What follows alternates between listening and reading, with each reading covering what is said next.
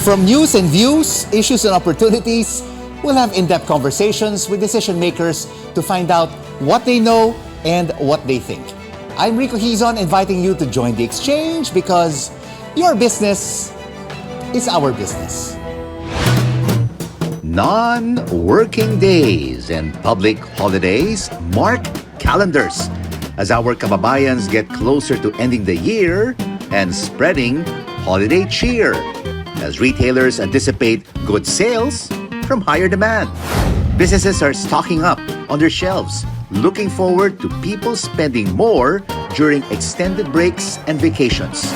And with shoppers on the lookout for affordable quality finds, how are small businesses capitalizing on this opportunity?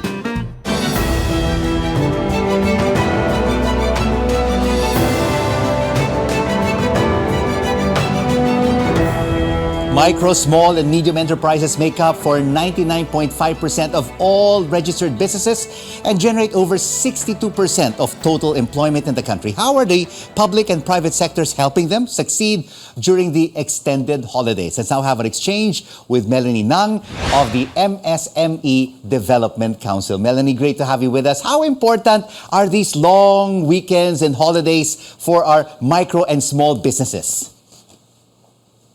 Thank you very much, Rico, for inviting me. Definitely, long weekends are important for us to boost domestic tourism. So we hope to have more of our kababayans travel around the country, take time to visit their families, and also take time to buy pasalubongs from our MSMEs all over the country. And this is definitely our thrust at the MSME Council. We would like to support countryside development and support the boost also for products that our MSMEs are developing.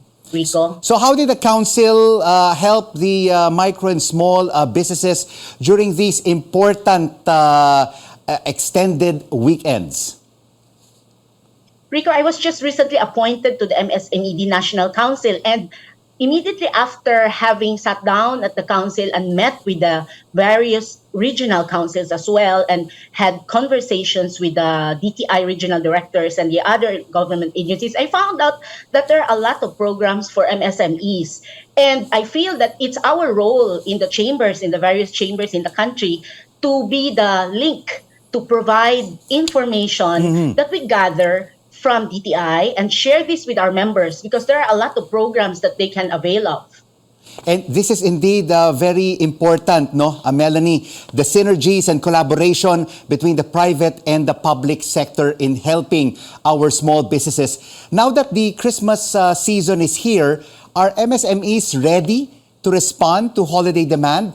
Will demand be stronger this year than in 2022? We have been reminding our MSMEs to make sure that they develop products and definitely in time for the Christmas season. For example, Rico, we have the newly opened Otop Hub here in Cebu in cooperation with Ayala. They have this program that they granted a space for the Otop Hub in Region 7 to be situated at Ayala Center, Cebu. Initially, we started with 60 MSMEs, and I know that we have about nearly 600 SKUs on display in the store. And then we have been reminding our MSMEs to add more as the Christmas season approaches and as more tourists visit the Otop Hub.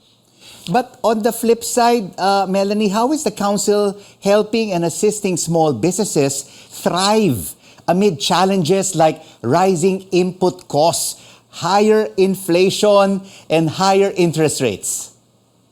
Most definitely access to finance and the rising costs of doing business, Rico, is everybody's concern, especially with us in the council and in the chambers. We would like to make sure that the government also help the MSMEs try to reduce the cost of doing business.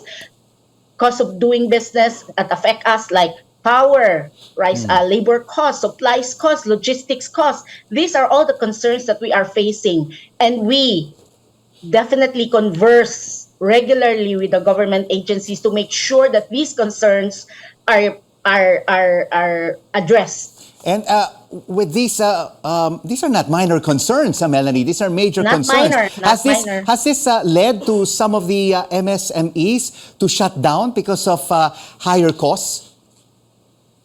Yes, we have heard some MSMEs, and not only MSMEs, Rico. There are also companies, manufacturing companies that shut down due to high costs. So I hope that our government will definitely hear us and look into all these problems that the business sector is facing, such that we will be able to do this together. Because we can only help out our economy if we do it together, Rico.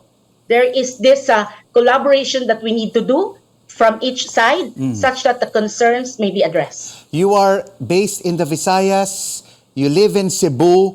How is the council ensuring that MSMEs there in the Visayas are supported outside and into the bigger markets like Metro Manila?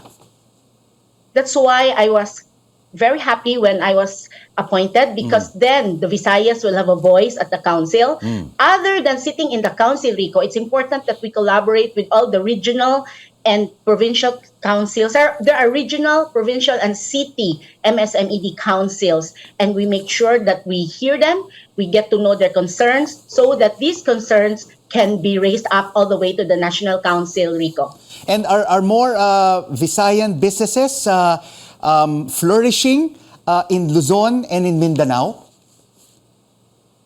We make sure that the products that we have, the products and services that we have here in the Visayas, are likewise showcased in Manila. There are a lot of trade fairs that are being hosted by DTI that were shown there, that had an event, a trade exhibit in the malls, the various malls in Manila. This is one way of promoting the products, Rico. The products that we have here in the regions get to be exposed. But other than that, we also have this program of e-commerce. We make sure also that our MSMEs have access to online portals, so that they'll be able to showcase their products online as well, Rico. The Octop Hub has a e-catalog. So we are now in the midst of the Christmas season. Which industries, which micro and small businesses will likely emerge in time for the holidays? Melanie? Usually it's the food, the wearables, and the decorative items that are really much sought after. But in terms of our tourism industry, we also hope that there will be more domestic tourists that will go around, so that our countryside will also get that economic boost, Rico. And there are programs as well in terms of our LGUs. They help the municipalities develop their products, such as the Sugbu Negosyo project of the province of Cebu.